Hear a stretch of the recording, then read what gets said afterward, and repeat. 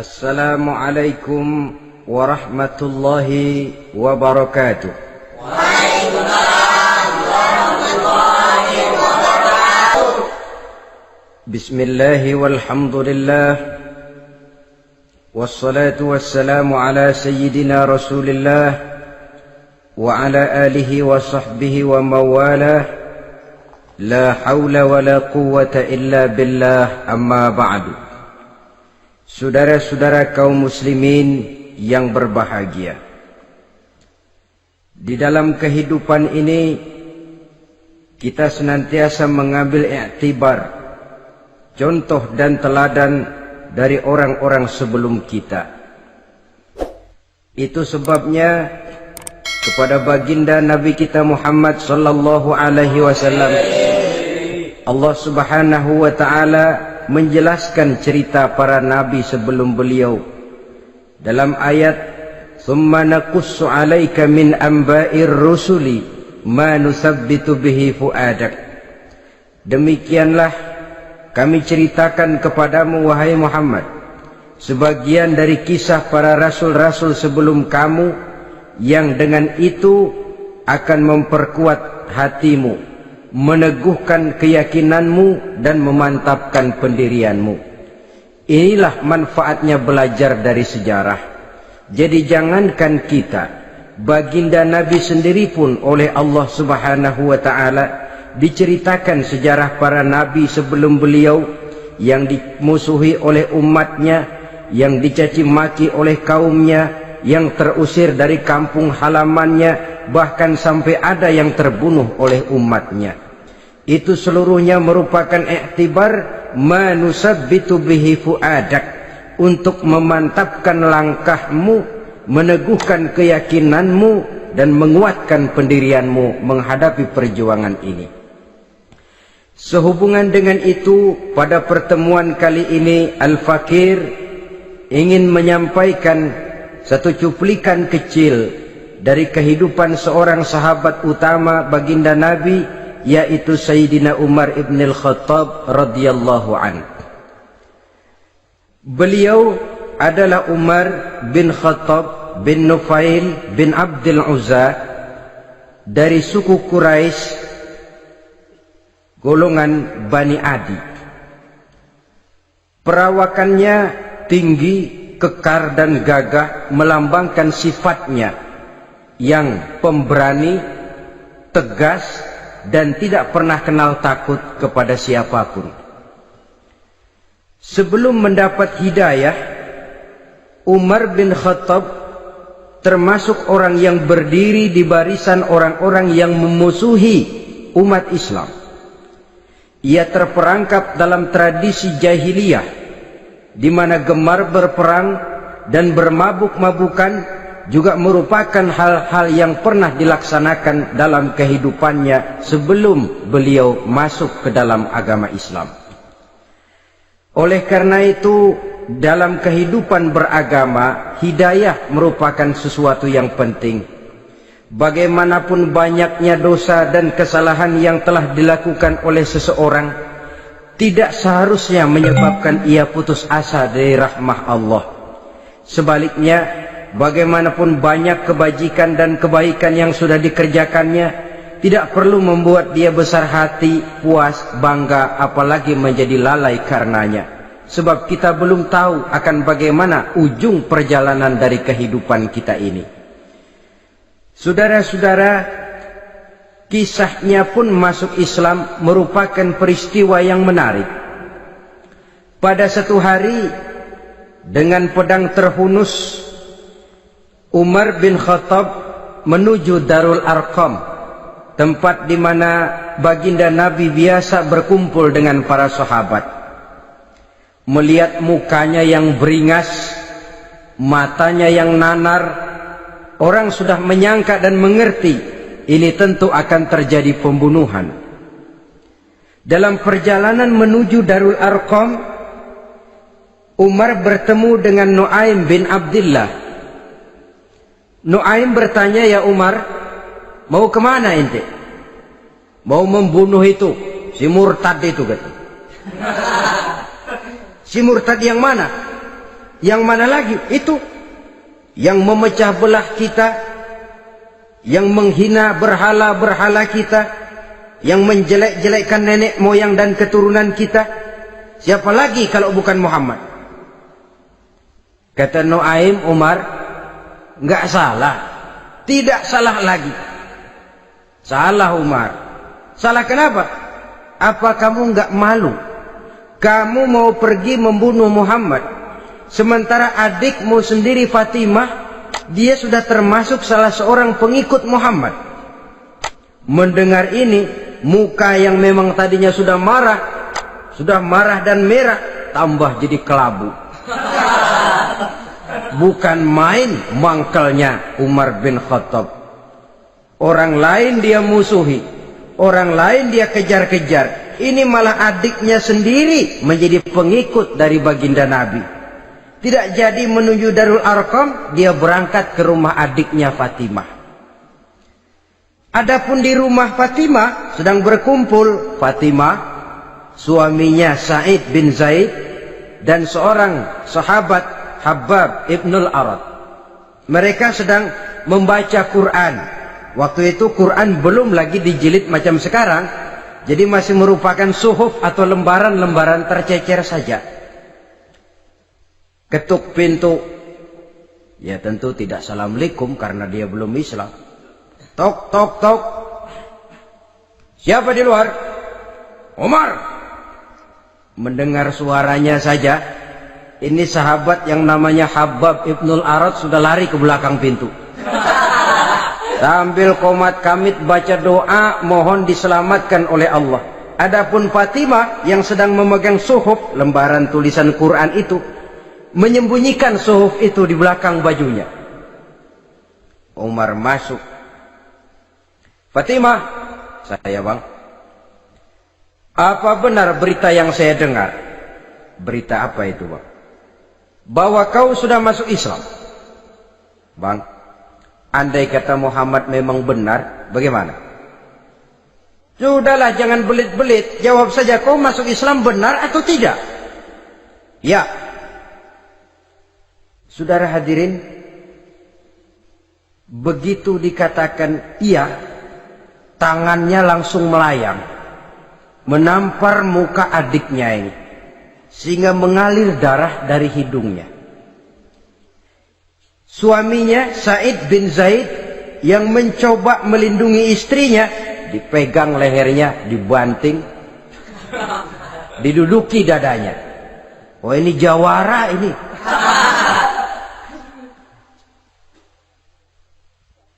Namun pada saat sedemikian, suara kebenaran terpantul dari mulut Fatimah, adik dari Umar bin Khattab ini. Umar, apakah engkau memukul orang yang bersaksi bahwa tidak ada Tuhan melainkan Allah dan Muhammad Rasulullah? Apakah engkau menganiaya seseorang yang terpanggil untuk mengikuti kebenaran? Manusia macam apa engkau, Umar? Saudara, memang dia orang keras, tapi hatinya mudah menerima kebenaran. Sehingga mendengar kalimat adiknya ini tercenung dia sejenak, melongo, bengong kata anak sekarang. Ini kalau tidak karena keyakinan yang mantap, tidak mungkin orang ini, anak adik saya ini bicara macam begini. Umar, mengapa engkau memukul orang yang bersaksi bahwa tidak ada Tuhan melainkan Allah dan Muhammad Rasulullah? Mengapa engkau pukul orang yang mengikuti kebenaran, menerima hidayah dari Allah? Begitu yakin dan mantapnya, walaupun di tengah satu hal yang sangat menakutkan. Siapa yang tidak takut orang Quraisy berhadapan dengan Umar bin Khattab yang dikenal sebagai singa padang pasir pada waktu itu? Malahan dia termasuk salah seorang jagoan di tradisi masyarakat jahiliyah itu. Ada satu pasar yang namanya pasar Ukaz. Tiap tahun di pasar itu diadakan pesta. Pertama pertandingan syair. Jadi penyair waktu itu jadi kebanggaan. Syair-syair yang menang itu digantung di dinding Ka'bah. Jadi setiap suku akan bangga kalau mempunyai ahli syair yang hebat. Nah, lalu diadakan juga lah perlombaan balap kuda, memanah, termasuk gulat. Lah Umar ini tiap kali pertarungan mesti menang. Belum pernah ada yang berhasil mengalahkan dia. Jawara. Saudara-saudara, mendengar adiknya begitu mantap hatinya, apalagi ketika adiknya berkata begitu, suhuf, lembaran yang disembunyikan di belakang bajunya tersembul. Apa yang kau sembunyikan di balik bajumu itu? Suhuf. Apa suhuf itu? Lembaran Al-Quran. Coba saya lihat. Enggak boleh. Kenapa? Kamu kotor. Orang kotor tidak boleh megang Quran. Saya mau lihat. Enggak boleh. Kalau kamu mau lihat, mandi dulu. Diturutinya permintaan adiknya itu. Lalu diambilnya suhuf tadi. Dia baca. Kebetulan ayat yang dibacanya ayat pertama dari surah Toha yang berlanjut dengan ayat 14 pada surah yang sama. Dia baca, Bismillahirrahmanirrahim. Toha ma anzalna ilaikal Qur'ana litashqa illa tazkiratan liman yakhsha. Toha, tidaklah aku turunkan Al-Quran ini untuk bikin sukar manusia, melainkan merupakan pengingat bagi orang-orang yang takut kepada Allah. Lalu pada ayat ke-14, Innani anallahu la ilaha illa ana fa'budni. Sesungguhnya akulah Allah, tidak ada Tuhan melainkan aku, maka hendaknya hanya kepadakulah kamu menyembah. Wa aqimis salata li dzikri, dirikanlah salat untuk mengingat aku. Inna sa'ata atiyatun akadu ukhfiha litujza kullu nafsin ma tas'a. Sesungguhnya kiamat itu pasti akan datang, yang sengaja waktunya kami tidak beritahukan kepada kamu semua, untuk kami balas segala setiap orang tentang apa saja yang telah mereka lakukan dalam kehidupan di dunia ini. Setelah membaca ayat ini, gemetar tangannya. Ini sih nggak main-main ini. Ini belum pernah saya baca ajaran semacam ini. Tidak patut orang yang mempunyai kitab suci semacam ini dimusuhi. Ini sesuatu yang benar, tergetar jiwanya. Hei, Fatimah, Muhammad di mana Muhammad? Saya tidak akan memberitahu kepada kamu. Di mana? Saya tidak akan memberitahu. Lebih baik kau bunuh saya kalau memang maksudmu mau mencelakakan Muhammad. Sama sekali saya tidak akan mencelakakan dia, Fatimah. Kasih tahu saja, di mana dia?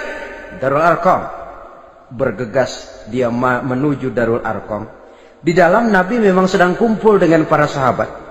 Termasuk ada Sayyidina Hamzah yang juga terkenal jawara juga. Ketuk pintu. Ketuk pintu. Siapa di luar? Umar. Di dalam ini geger sebagian sahabat. Umar datang ini pasti bencana. Umar datang, wah, kalau istilah kampung, kerok dan urusan.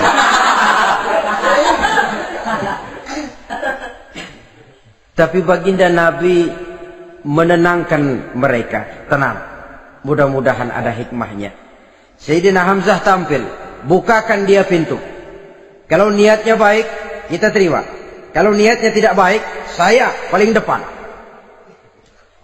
Dibukakan pintu. Begitu dibukakan pintu, Umar masuk merangkul baginda Nabi. Kemudian dengan tersendat, Ashhadu an la ilaha illallah wa ashhadu annaka ya Muhammad Rasulullah. Saya bersaksi tidak ada Tuhan melainkan Allah, dan saya bersaksi bahwa engkau hai Muhammad adalah utusan Allah.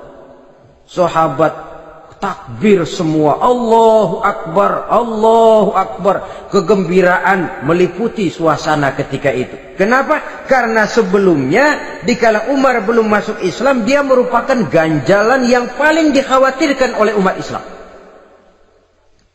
Setelah dia masuk Islam, jelas merupakan satu keuntungan yang sangat besar.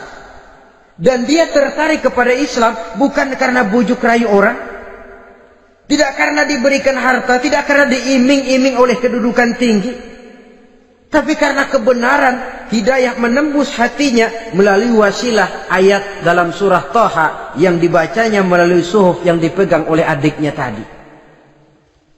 Sejak saat itu berubah 180 derajat Umar bin Khattab radhiyallahu anhu.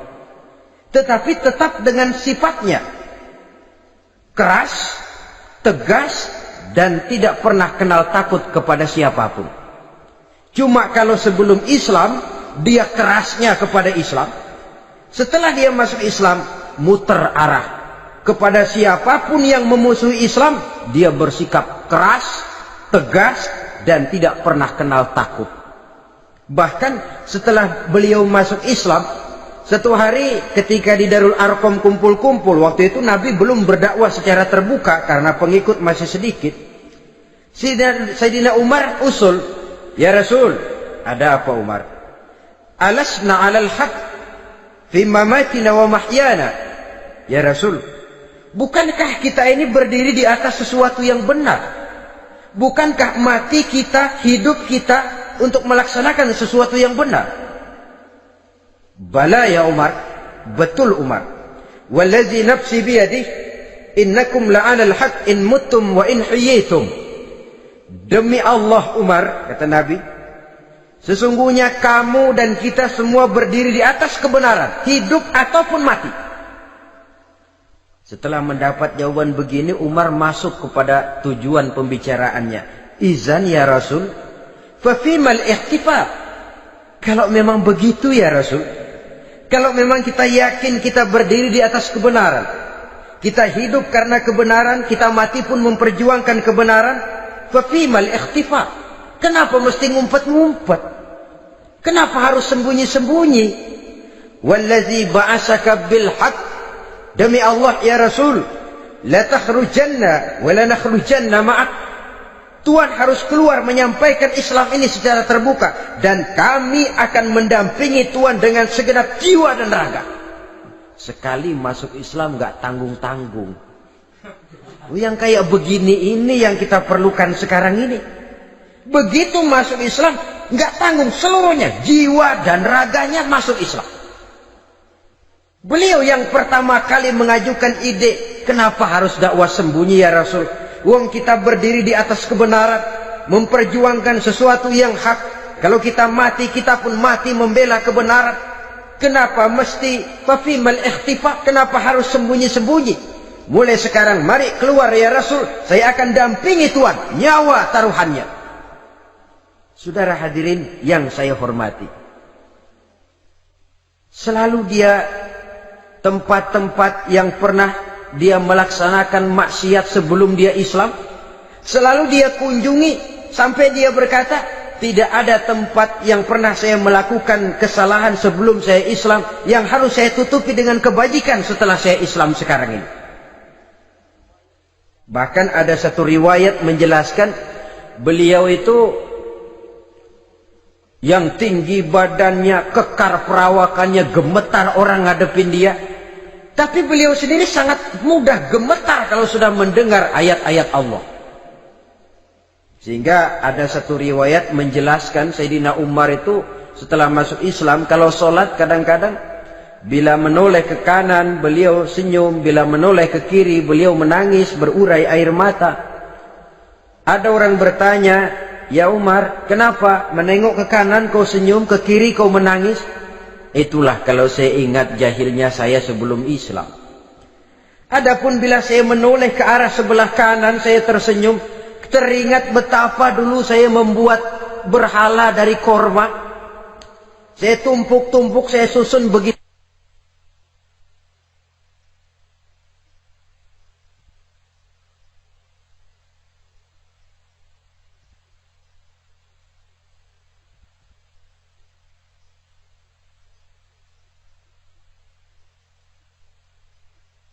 Itu rupa.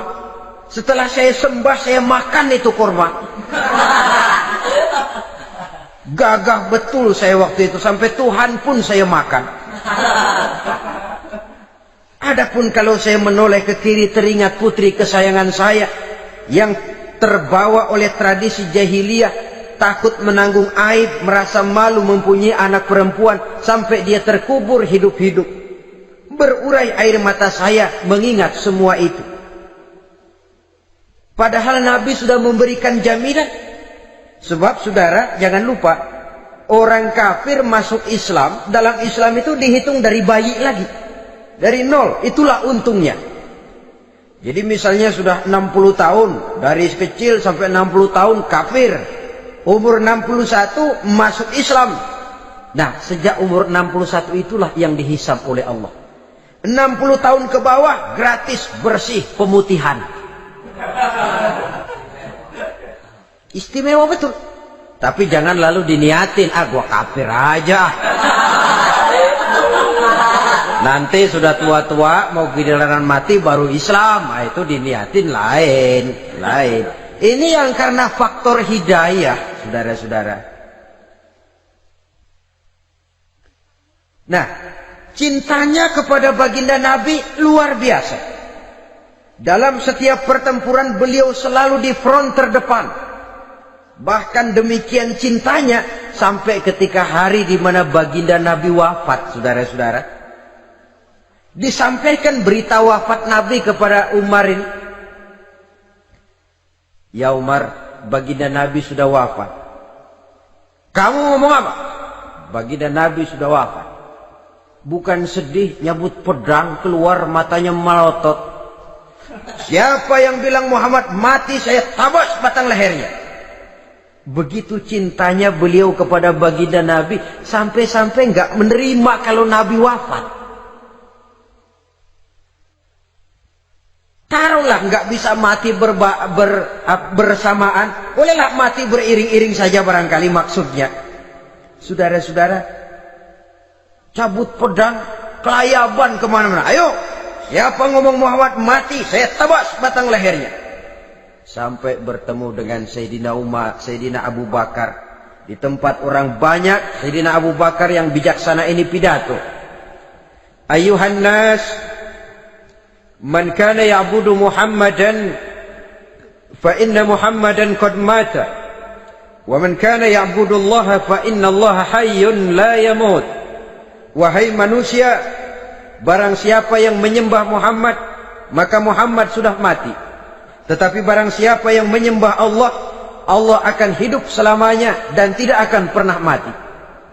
Mendengar pidato ini, Sayyidina Umar sadar bahwa sebenarnya yang tidak bisa mati itu cuma Allah. Bagaimanapun agungnya baginda Nabi, besarnya baginda Nabi, tinggi akhlak budi pekertinya Nabi, cintanya beliau kepada Nabi, toh Nabi manusia dan manusia harus mati. Kemudian dibacakan surah Ali Imran ayat 144. Wa ma Muhammadun illa rasul qad khalat min qablihi rusul afa immata aw qutilan qalabtum ala aqabikum. Muhammad tidak lain daripada manusia, telah datang kepadanya rasul. Apakah jika ia mati engkau kembali menjadi murtad atau mundur ke belakang?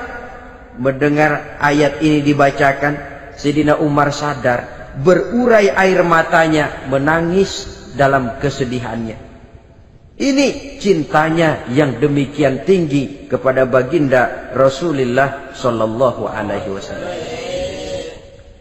Begitulah seluruh kesalahan yang dia lakukan pada saat sebelum dia masuk Islam, berusaha dia tutupi dan dia tebus dengan segala kebaikan, pengabdian, perbuatan soleh setelah dia masuk Islam. Sehingga diajarkan oleh baginda Nabi, ittaqillaha haitsu ma kunta wa atbi'i sayyi'atal hasanata tamhuha wa khaliqin nasa bi khuluqin hasanin. Bertakwalah kamu kepada Allah, kata Nabi, dimanapun saja kamu berada. Jadi takwa tidak kenal tempat. Dimanapun saja kamu berada, bertakwalah kepada Allah. Di rumah takwa, di pasar takwa, di kantor takwa, di tengah orang banyak takwa, pada waktu sendirian takwa. Ittaqillaha haitsu ma kunta. Bertakwalah kau kepada Allah dimanapun saja kamu berada. Jangan takwa pakai tempat. Di masjid takwa, di kantor nyolong. Itu tidak haitsu makunta. Yang diajarkan oleh Nabi, dimanapun kamu berada, bertakwalah kepada Allah. Wa atbi'i sayyi'atal hasanah tamhuha. Dan iringi perbuatanmu yang salah dengan kebaikan. Jadi kalau satu saat terselip kita berbuat salah, cepat iringi dengan kebaikan. Tamhuha, dengan harapan kebaikan yang kita kerjakan akan menutupi dosa yang terselip kita lakukan. Ngomongin orang, astagfirullahaladzim, banyak istighfar. Istighfarnya mudah-mudahan bisa nutupin dosa karena ngomongin orang. Tapi jangan lalu tambah sulap. Ngomongin orang istighfar, terus ngomongin lagi istighfar lagi. Itu tentu tidak bisa dengan cara begitu. Barangkali terselip pernah mengambil harta orang tanpa alasan yang hak, imbangi dengan rajin sedekah misalnya. Barangkali pernah menyakiti hati orang, imbangi dengan perbuatan yang bisa menyenangkan hati orang lain. Itu namanya mengiringi perbuatan yang bersifat salah dengan kebajikan. Ini yang dilakukan oleh Sayyidina Umar.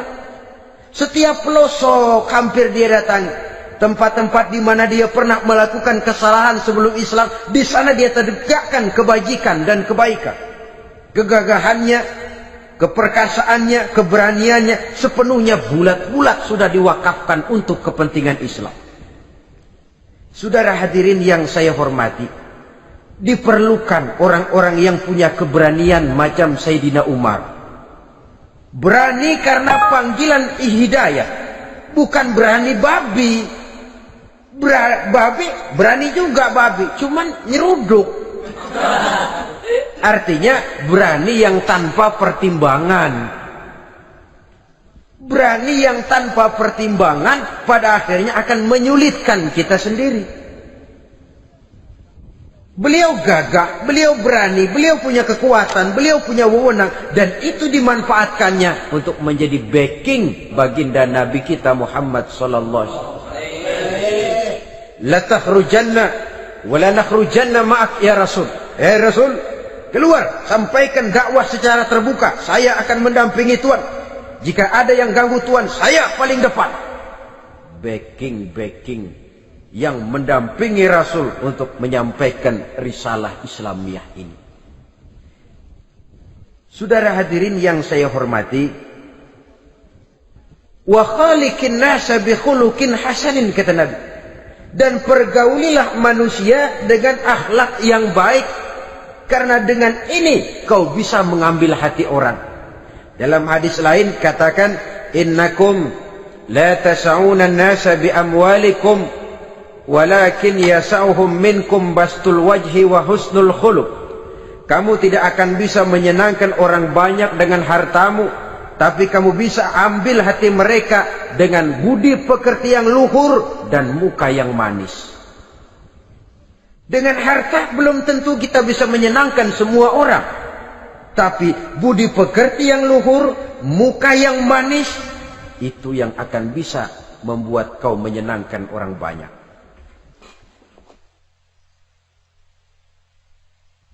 Setelah baginda Rasul wafat, pernah ketika berkumpul, Sayyidina Abu Bakar berkata kepada Sayyidina Umar, "Ya Umar, saya baiat kamu untuk menjadi khalifah." Jawab beliau, "Sayalah yang akan membaiat Tuan. Tapi Anda lebih utama dari saya, Umar. Keutamaan saya akan saya berikan kepada Tuan untuk mendukung kekhalifahan Tuan." Di sini kelihatan wataknya yang tidak ambisius. Gagah, berani, perkasa, tapi tahu diri.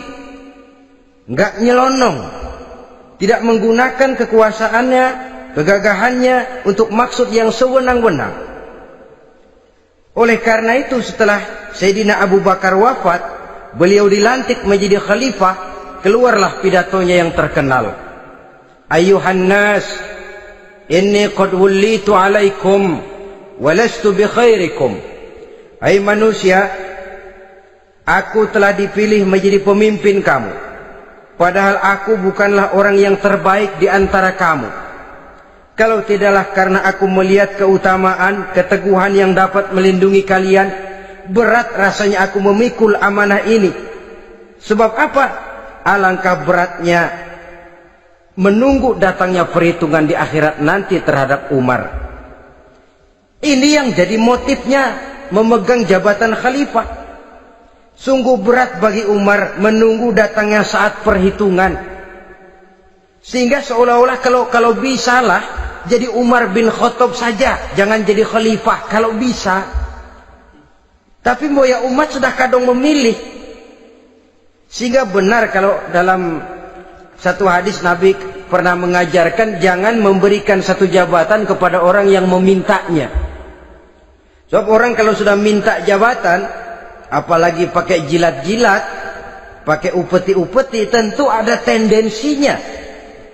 Ada batu di balik udang. Kalau udang di balik batu kan mungkin nggak kelihatan, tapi kalau batu di balik udang kelihatan betul itu. Ada maunya, ambisinya. Jangan memberikan satu jabatan kepada orang yang memintanya. Seakan di batinnya Sayyidina Umar menyesali. Kenapa Umar nggak jadi Umar saja, kok mau jadi khalifah gitu. Alangkah berat perhitungan buat saya di akhirat nanti.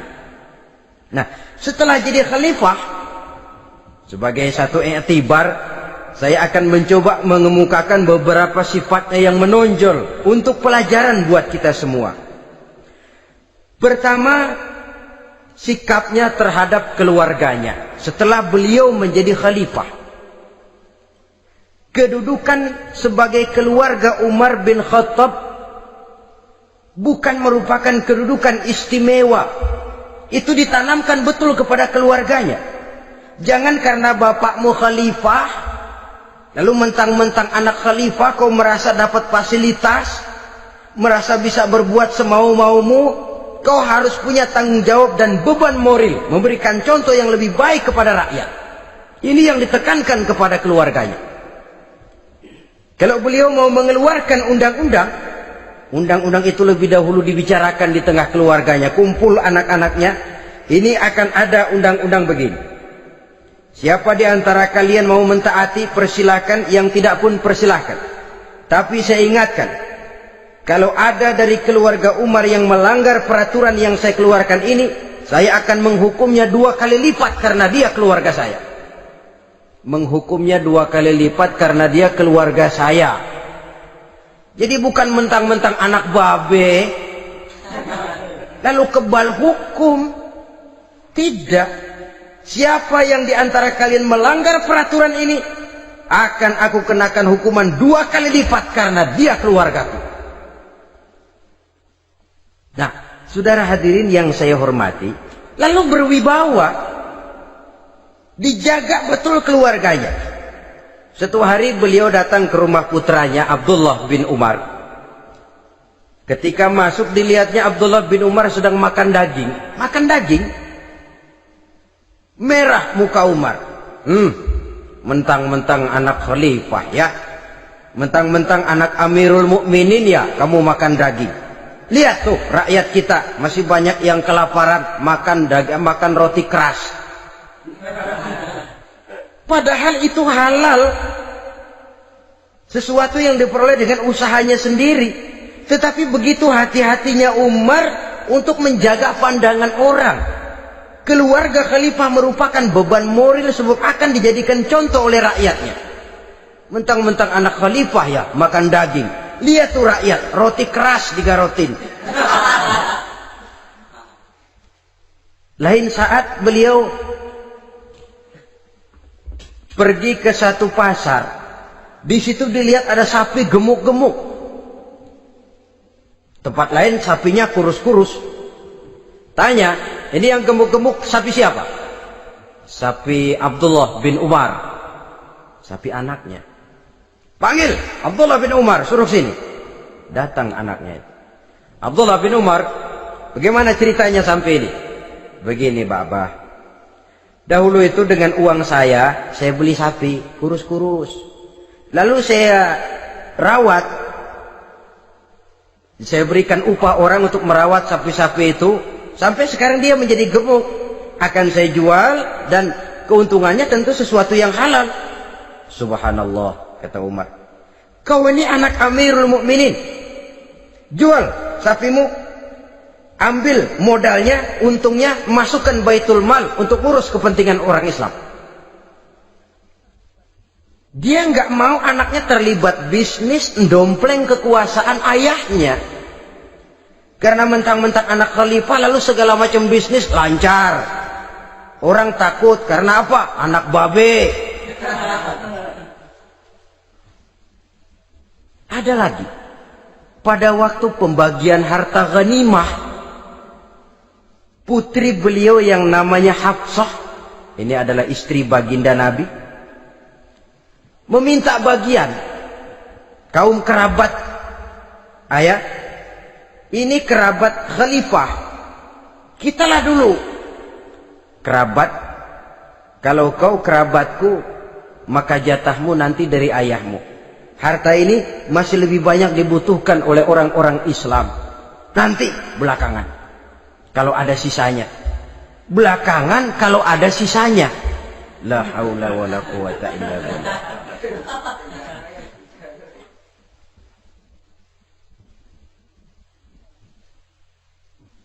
Saudara hadirin, itu terhadap keluarganya. Kemudian apa sifat-sifat yang menonjol dari kepemimpinannya? Pertama, kesederhanaannya.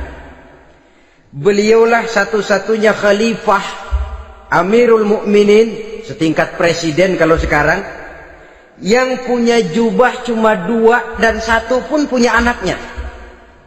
Tambelan lagi. Pernah sholat Jumat terlambat. Beliau naik mimbar untuk khutbah, sebelumnya minta maaf dulu. Saudara-saudara, maaf saya terlambat nungguin baju kering. Seorang khalifah nungguin baju kering. Sederhana dalam kehidupannya. Mari kita ambil satu cerita lagi. Pada waktu beliau jadi khalifah, yang diangkat jadi gubernur di Mesir adalah Amr bin As. Amr bin As hidupnya lebih mirip kaisar. Istananya besar, pakaiannya bagus-bagus. Nah, yang paling mengganggu pikiran Amr bin As, di sebelah istananya ini ada gubuk reot, kepunyaan orang Yahudi lagi. Ah, ini nggak pantas bener, masa di samping istana gubernur ada gubuk reot. Orang Yahudi lagi yang punya. Ini mesti, udah, bikin saja rencana, panggil dinas tata kota, bikin planning. Di sini mau dibangun masjid, proyek negara. Bikin gambarnya, susun anggarannya, tender. Saudara-saudara, si Yahudi yang punya gubuk reot dipanggil. Yahudi, ada apa, Pak? Kamu tahu nggak? Enggak. Iya, memang belum saya kasih tahu.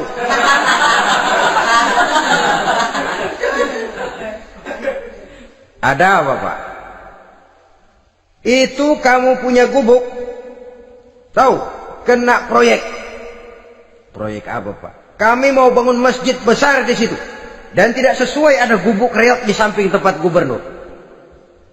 Jadi maksud Bapak, gubukmu, tanah-tanahnya mau saya bebaskan. Saya beli. Enggak mau, Pak. Saya enggak mau jual. Saya bayar 2 kali lipat. Enggak mau. 3 kali lipat. 6 kali lipat juga enggak mau, Pak. Saya dari muda peres keringat banting tulang cuma segitu-gitunya, Pak, tempat saya tinggal. Gubuk reot sama tanahnya sedikit. Makmur saya, Pak, cuma rumah sama sumur.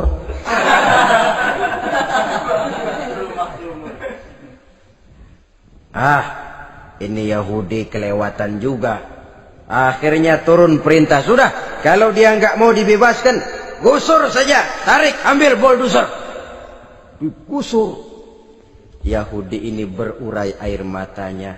Aduh, begini jadi rakyat kecil, udah jatuh ketiban ember lagi.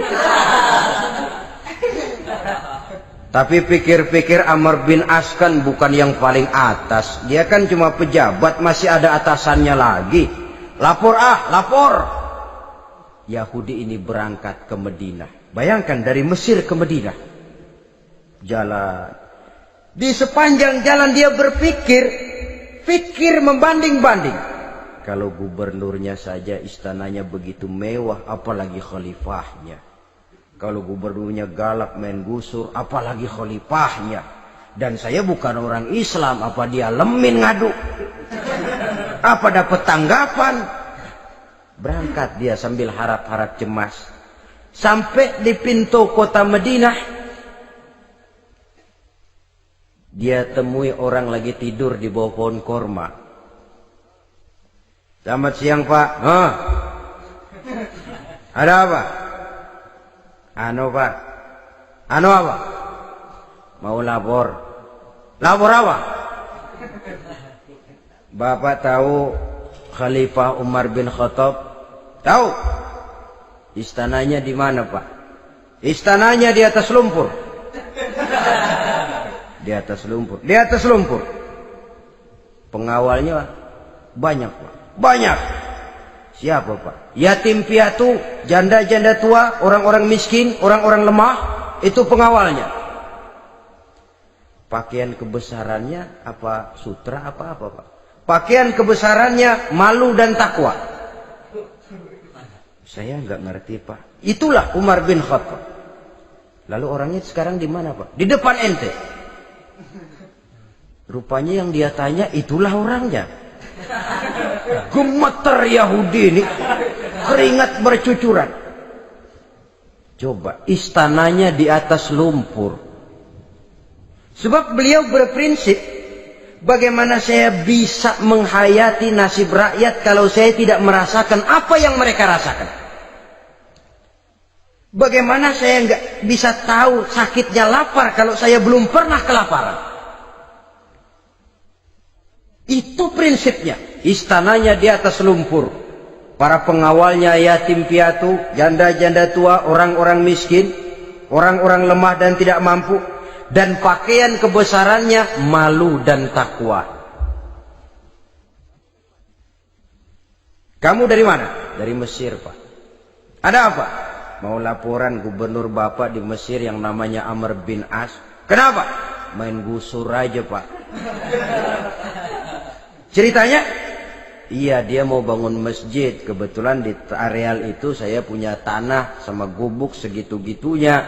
Saya nggak mau dibeli, digusur Pak. Saya mau mencari keadilan. Begini, kamu lihat tempat sampah itu, lihat. Di situ banyak tulang. Coba kamu ambil kemari satu, tulang unta, bawa sini. Bingung Yahudi.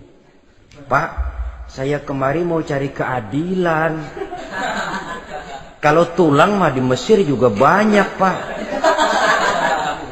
Sudahlah, pokoknya kau ambil saja tulang itu. Dicoker-coker dapat dikasih.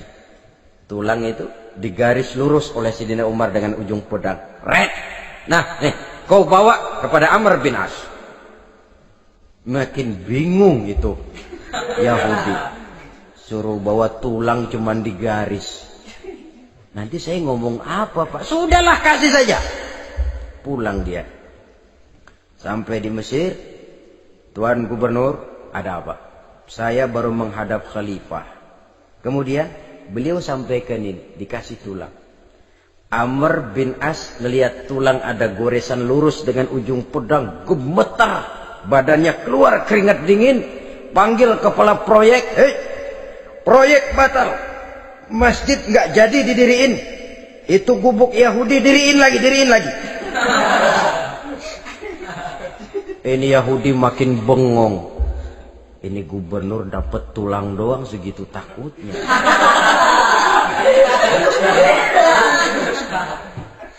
Ada apa sebenarnya Tuan Gubernur? Kamu tahu? Ini nasihat pahit buat saya dari Amirul Mukminin Umar bin Khattab. Seolah-olah beliau bilang, "Hai Amr bin As, jangan mentang-mentang sedang berkuasa ya. Pada suatu saat kau akan jadi tulang-tulang kayak begini. Maka mumpung kamu masih hidup dan berkuasa, berlaku lurus dan adillah kamu seperti lurusnya garis di atas tulang ini. Red. Lurus, adil, jangan bengkok. Sebab kalau kamu bengkok, nanti aku yang luruskan pakai pedangku. Siapa yang nggak ngeper digituin? Sampai akhirnya apa? Kata si Yahudi, Pak, kalau begitu Islam adil ya. Adil. Kalau gitu biarin dah Pak, tanah saya. Mau kamu jual? Bukan saya jual Pak, saya kasih aja dah. Campur gubuk-gubuknya, ambil aja dah.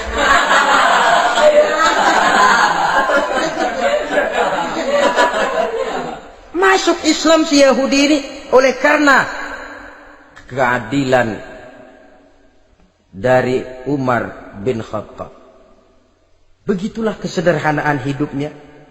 Sampai saudara, yang ironi betul,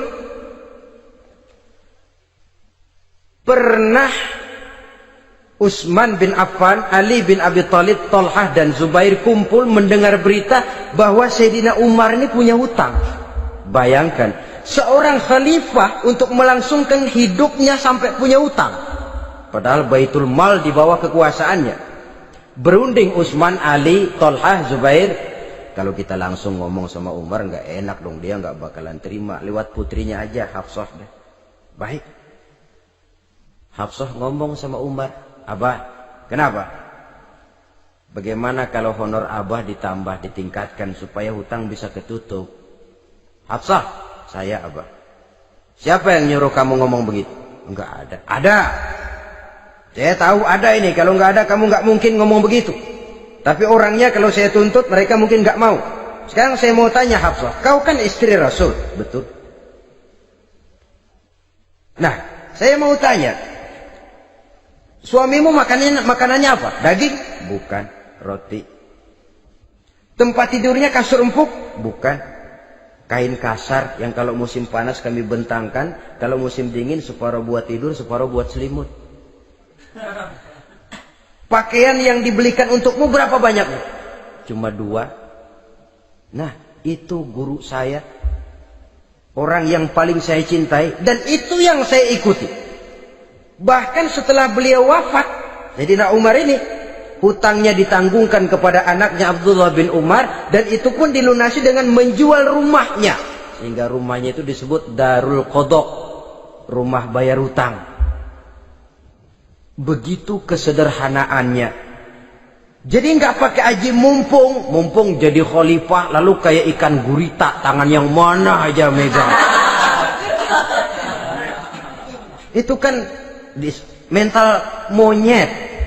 Monyet itu kan begitu, tangan megang kiri kanan, mulut ngawal, kaki megang, temennya dikasih masih ngerampas juga. Monyet rakus betul itu. Itu kesederhanaannya. Kenapa kesederhanaan ini timbul? Karena sikap zuhudnya. Zuhud itu tarkud dunia li ajlil akhirah. Orang yang mengambil dunia hanya yang diperlukan dengan lebih mengutamakan kehidupan akhirat. Watak zuhudnya yang sangat menonjol. Dialah pahlawan yang paling berani di medan perang. Dialah imam yang paling khusyuk di masjid. Dan tidak jarang kalau sholat sendiri, begitu membaca ayat yang menceritakan neraka, nangis berurai air matanya. Saudara hadirin ma'asyiral muslimin rahimakumullah. Jadi kesederhanaan dan kezuhudan ini bukan lewat teori disampaikan oleh Umar, bukan lewat penataran seluruh aparat, tidak, lewat contoh konkret. Inilah saya, contoh sederhana dan zuhud. Bagaimana saya akan bisa merasakan penderitaan kalau saya sendiri tidak pernah menderita? Bagaimana saya akan tahu sakitnya lapar kalau saya belum pernah kelaparan? Maka tanpa penataran, tanpa upgrading segala macam, berhasil karena prinsip keteladanan. Beliau jadi contoh utama. Dan sumber utamanya tentu tidak lain karena contoh dari baginda Nabi besar Muhammad sallallahu alaihi wasallam. 2, sederhana. Yang kedua, zuhud. Yang ketiga, sifat yang menonjol dari kekhalifahannya adalah adil. Kalau sudah bicara soal hukum, dia tidak pernah kenal kompromi. Adalah seorang pemuka Nasrani masuk Islam. Namanya Jabalah bin Aiham. Ketika dia bikin haji, kain ihramnya keinjak orang Arab yang hitam. Badui. Jengkel. Dia merasa bekas tokoh. Enak aja nih orang udah jelek nginjak lagi. Ditempeleng orang tadi. Orang ini lapor kepada Umar. Panggil Jabalah bin Aiham. Panggil. Kau ditampar? Betul Khalifah. Tampar dia. Tampar lagi.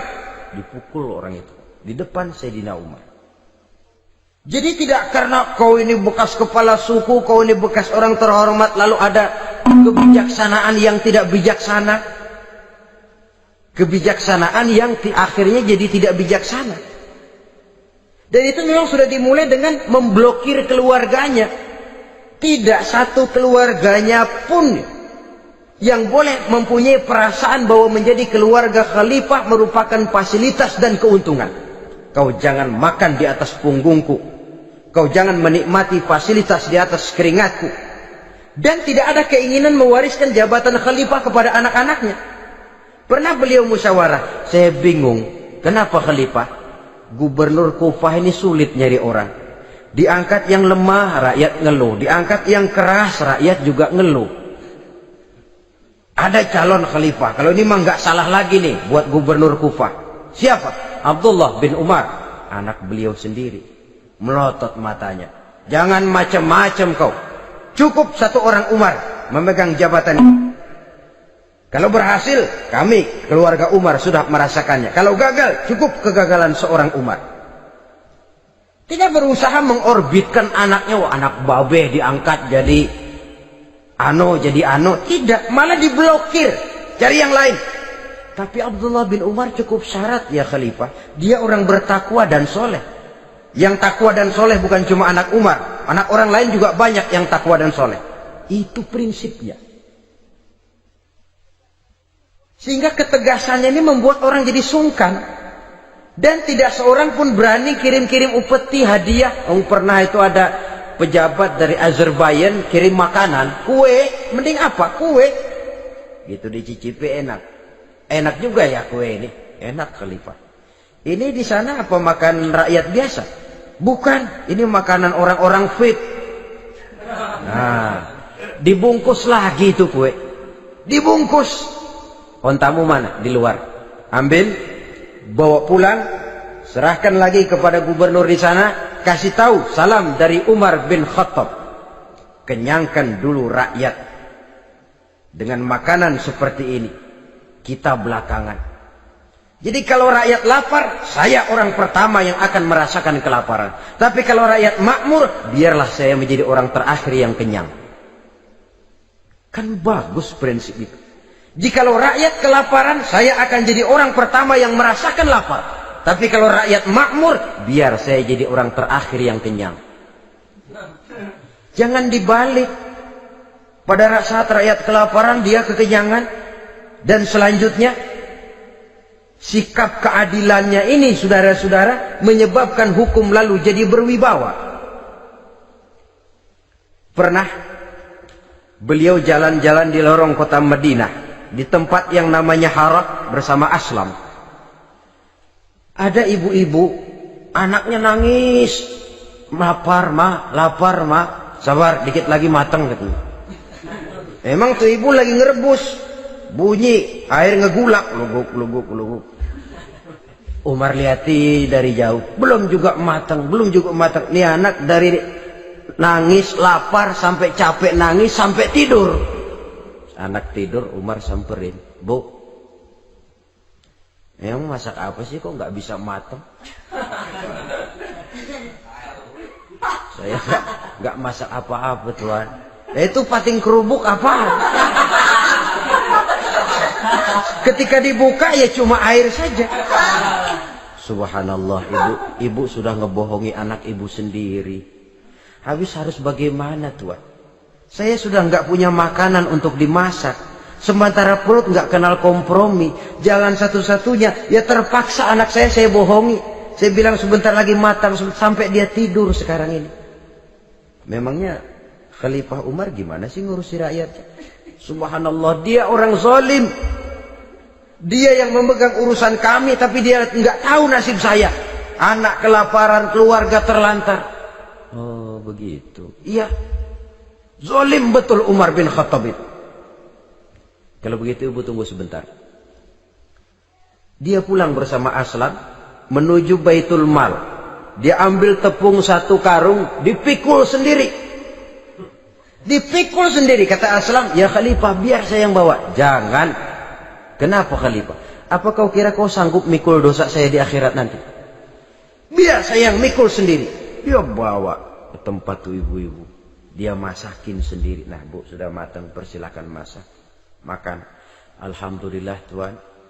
Mudah-mudahan Allah memberkahi Tuan. Tuan lebih baik dari Umar bin Khattab yang zalim itu. Memang sebenarnya Tuan siapa? Kata tuh ibu. Saya. Iya. Saya ya Umar bin Khattab yang ibu bilang zalim itu. Gemetar si ibu. Gemetar si ibu. Tapi memang peka dan menghargai kritik orang.